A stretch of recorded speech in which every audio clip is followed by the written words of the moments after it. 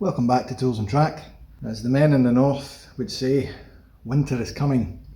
This car hasn't spun a wheel in over a year. So before the snow lands, this guy needs to roll. In order for this car to roll, we've got a couple of things we need to address. First off, it's going to need some form of suspension on it, which we are going to cover in this episode, finally. And secondly, in order for that suspension height to be set correctly, we're going to have to put some weight in it. That means an engine. Now we're way behind. I was meant to get engine mount sorted in this a long time ago, so let's get that addressed in this episode too. After that, who knows? But that's my first to-do list. So let's start with the engine.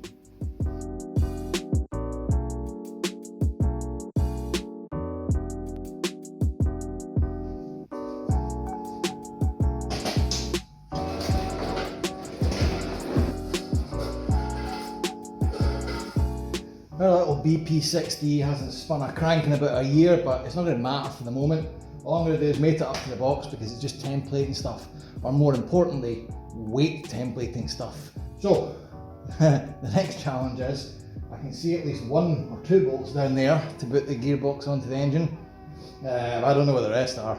I'm hoping they're all there, otherwise I'm going to be back on eBay once again. I'll shut this gearbox on, but before I do that, I need to make some more room for activities. We're going to lift this onto the car, and as you can see, it's a bit tight in here now.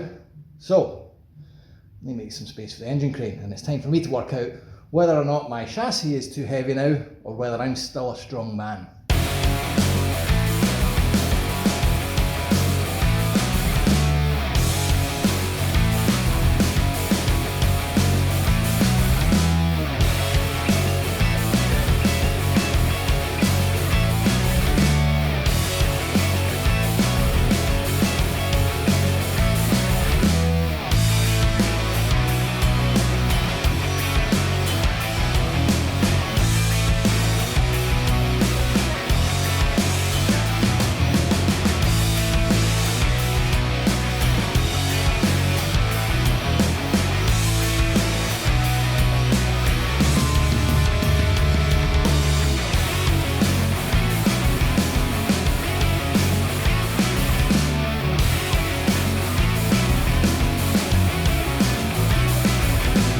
Okay, so that's us just about ready to go, but I'm going to put a pin in this and wait for some mechanical assistance from a mechanical hodor.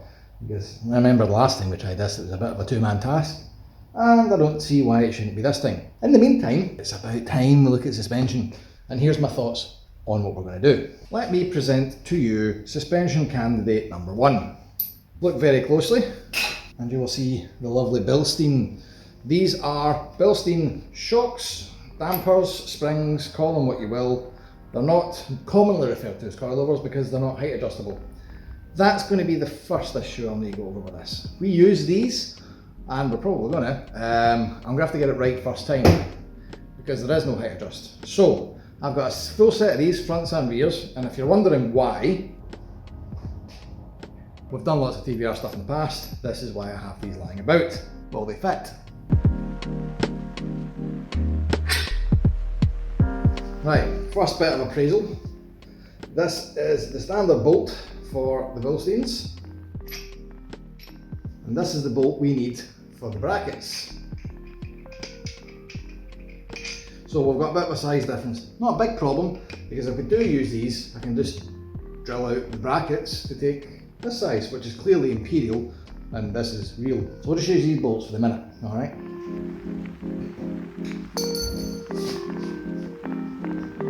Right, problem two. Our brackets are 35mm gap, and these guys are 38. So we've got a 3mm clearance issue here as well, before these will work. What size is the actual shock? 33.3. Could just sand down this bit. I mean, it's not ideal, really, but we could do. Let's just do it. Obviously, I'm okay butchering these because they're old and crusty. I want to use the old ones to see if the concept will work before I spunk out 500 odd quid. New ones that have the height adjust. So yes, new ones will go on, calm down. It wouldn't be a low cost episode if we weren't making sparks.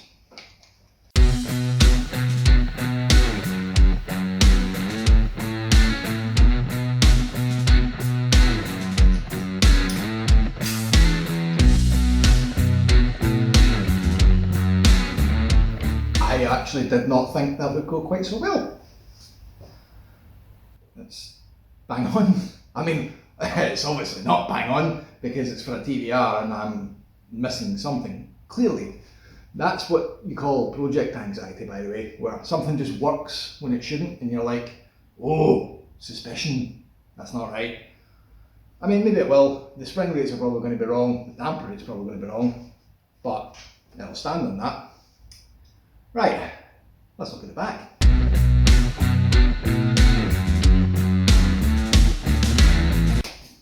I mean, yeah, also suspiciously easy. My plan of these probably going here is exactly where they want to be. Doesn't look like we're going to foul the drive shaft, doesn't look like we're going to foul the upper arm. I'm feeling very uneasy at the lack of problems that this has given me, to the point where I think I might try and make some, just so I don't feel like this is, you know, missing something. What do you reckon? Would G-clamps hold this? You reckon I think... Why do I need to make problems for myself? Do you reckon if I just held that with G-clamps that they would hold the weight of the chassis? Can G-clamps hold the weight of the entire car chassis? Test of the rear. What's that got here? Oh aye, because I've got suspension on it. Lighter. Survey says yes. Let's try the front. Almost. What have we learned? Nothing. Absolutely nothing. So in my attempts to bodge, we're actually just nipping these on and no more. And we're obviously on maximum deflection on the fronts because that's the height it was at, which means it would need to come down a good chunk. But what I've learned since doing this incorrectly, clearly, see that wee spacer there? That's not present on the back. So if I put the ones that are on the back on the front, and the ones in the front and the back, we may not have had the alignment issue.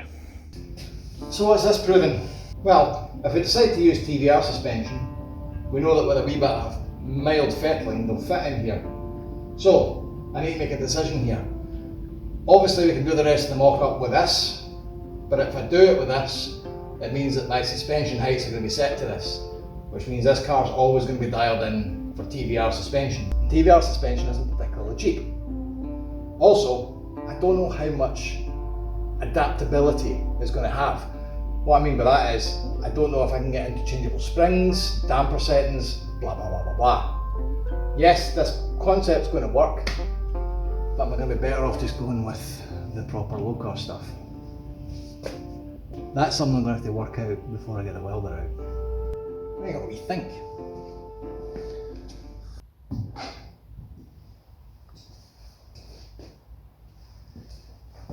Nah, we're going to go for plan B. Well, let me explain it.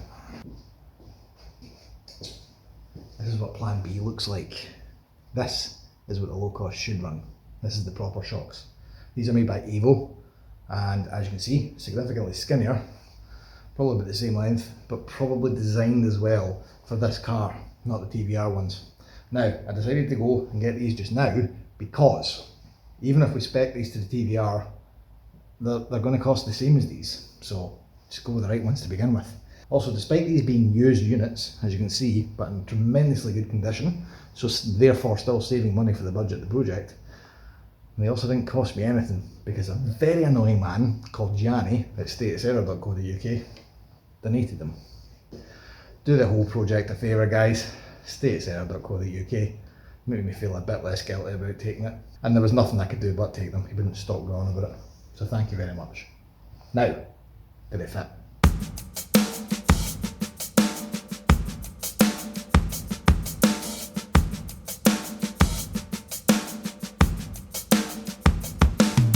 Right, first thoughts, they're all identical. That solves the problem of what's front and what's rear. They do have F and R marked on them though, so it's marked that way. Let's keep that consistent so I don't confuse myself. Also, these are height adjustable. Yay! That gives me a lot of scope to dial out errors I make with my own inevitable mistakes and calculations. Also, they're damper adjustable. We'll come to that a lot later. While we're waiting for mechanical loader to arrive, we also need to discuss the elephant in the room, assuming that elephant has rickets, which is causing its toes to point in like that. Does an elephant have toes? No. Anyway, yes, the toe problem. So, let me explain. As is the way with this bloody project at times, we are one step forward and two steps back. I thought I got away with putting the steering lock adapters on, and that would solve the steering problem. Well, it has. It's probably resolved the bumps here by having the actual angle of attack for these to be here, but our inner tie rods are still far too short. Now, we could go to a parts catalogue book and figure out if I can then adapt and use some longer tie rod, or we can do the more exciting and traditional method. Chop it and lengthen it. So let's get one of the inner tie rods off, because that's what we're going to lengthen. Right, we have got a number of options with this, and I'm obviously going to go with the most professional and the neatest one. We've got a hex on here, that's for never clamping a spanner and breaking this nut off, because you'll never get a spanner to ever grip in it. Standard width of shaft we'll call this. And then it widens out here, obviously for added strength. This little narrow part here is where the boot will engage, and then you have your corrugated boot that covers everything else. Now we'll get to boots later because I'm going to have fun with that as well.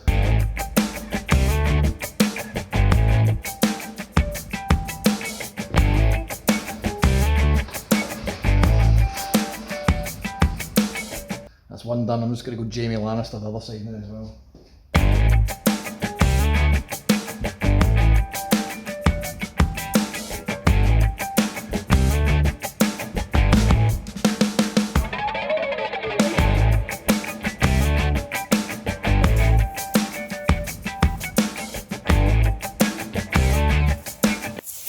Right, I've straightened the front wheels so that the front and the back measure exactly the same, and that they're lined up as straight as I can get them. Now, measuring the gaps with the wheel straight, I've got 35 on one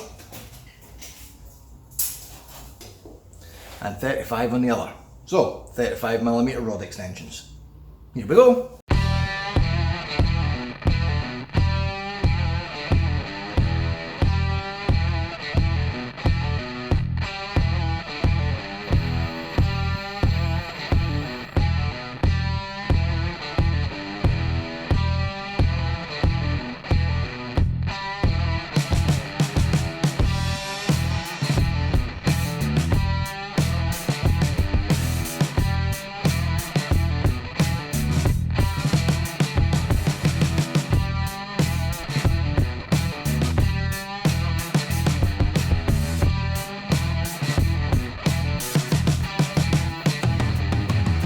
I think that's the steering finally put to bed.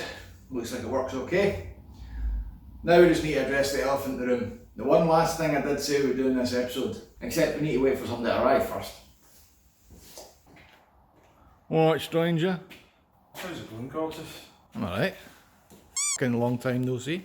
Oh, What's been happening? I've been meditating in the Himalayan mountains of Lanarkshire. You get gloves lying about? Yes, somewhere. Right, let us begin. So, I see you've been busy. Well, yeah, we've done a few things so far. The front wheels are on, this is tremendous. Yes, it does steely things now. Listen to that, silence as well. I know. New wheel bearings? Oh yeah. I love how we're zooming in just as a f***ing train rumbles by, so that Back is... Back I think we'll do in the next episode, to be fair, because I'm still waiting a couple of bits and bobs to make those hubs work. But we'll throw the engine in for now and then we'll come back to that Sure, next well, week. let's do it. Let's see if it goes in. Is it going to go in without fouling? This question, because this is taking up a lot of space. Let's give it a whirl, man. I think we just offer it up and see what happens. I think what might be worth doing before we even drop it in, to be honest, is removing the arm that supports the inlet manifold. You've done this before. I may have. Yeah. Okay. Well, let's get it in the air then and do such a thing. Wait a minute. So, see if we were being halfway sensible, we would watch the last episode where we put this in and go, how did we do that? Different though, because there was no wheels or hubs or steering, and we weren't in this room. Yeah, okay. Oh, mate, that's exactly the angle we're looking for. Indeed. For maximum penetration. I love that there's still coolant dripping out of this. It's been transported between two units and in and out of this, and still there's coolant there. That's good, so that keeps rust out. Ah, that's fine. And that comes off, doesn't it? That definitely comes off because it's a bit larger than the hole it needs to go into.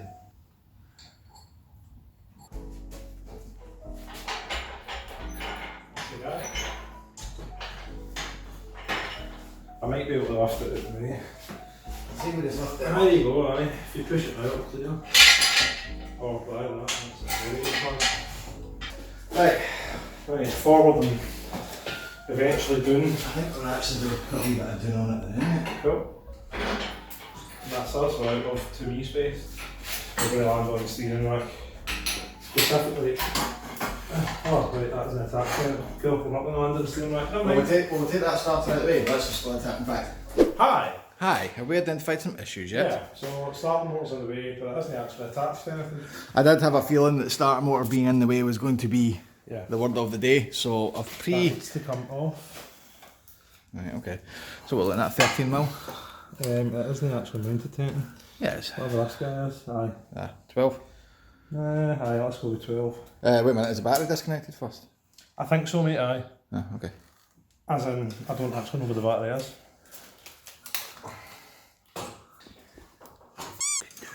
Yes, I think I'm 100% certain. You think the alternator's going to fail? Yeah. I bet you lunch it doesn't. Okay. I've got the faith. Okay, cool. Right. Lunch is on me, Let's do clearly.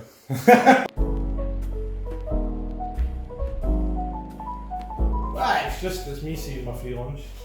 No, it's the bracket that needs to come off. Remember the bracket we've got to spin it up? Of course. Okay, well let's do that now, it's in position.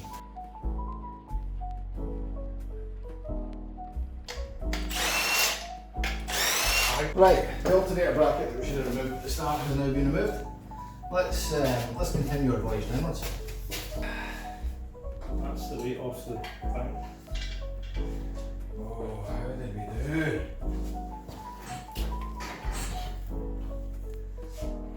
Wow! It's contacting, but only minutely. There's no way to fucking engineer around that. That's man. It Mazda was lunch for that. I'm getting a free lunch. Yes, okay, you were right, I was wrong. So I'm not happy about it if it's any consolation, but unfortunately the alternator is fouling, and it's a damn shame because it it skims it, but it's too close for comfort, is the height of it. And the engine is going to rock in what direction? No. So yeah, the engine is going to move around on its mounts and inevitably cause that alternator to contact. So we will most likely be relocating it altogether. So I'll build a bridge, I'll get over it, it'll be fine. and buy some lunch while you're building the bridge. Yeah, okay. I might actually even have some lunch myself because I think I've earned it. So I've just hooked up the gearbox mount there. The engine mount's sit more or less where they did before. I'm going to actually lift the engine on the jack and resettle it. The gearbox mount's in just so that everything, just relaxes to where it should be. So once we've got that done, we'll get the engine crane out of the way, and then in the next episode, big boy, we need to make a list. Is there no way we can modify the steering setup rather than out the alternator? No. I've modified it for 4 fucking episodes now. We're moving the alternator. I like it where it is, it's fine. Okay, Yeah. cool. Patrons who are running up to the screen, appreciate the help, appreciate the support, thank you very much. People who have just joined us, or if you haven't already done it, like, subscribe, come on, you know this by now. We'll be back next week with something, maybe Impreza, maybe this, probably not going to be anything else though, because I've got enough projects to worry about. So, cheers again guys, see you next time. Like riding a bicycle? Like riding a bicycle, which ironically is something I've started doing recently. And Really? You really do pick up. So we bought an electric car and we're riding a bicycle. I'm green. I'm eco. I'm starting to get the vibe for that. Yeah.